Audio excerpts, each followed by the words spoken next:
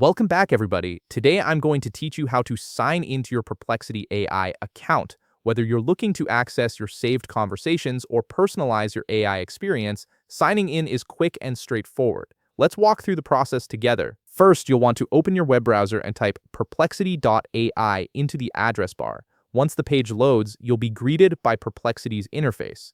Now take a look at the bottom right panel of your screen. This is where you'll find the sign-in options waiting for you. When you look at this panel, you'll notice several ways to access your account. Perplexity gives you the flexibility to choose what works best for you. You can select Continue with Google, Continue with Apple, or if you prefer, you can simply continue with your email. Each option provides a secure way to authenticate your account, so it really comes down to your personal preference and which service you're most comfortable using. For this example, let's say you want to use Google to sign in.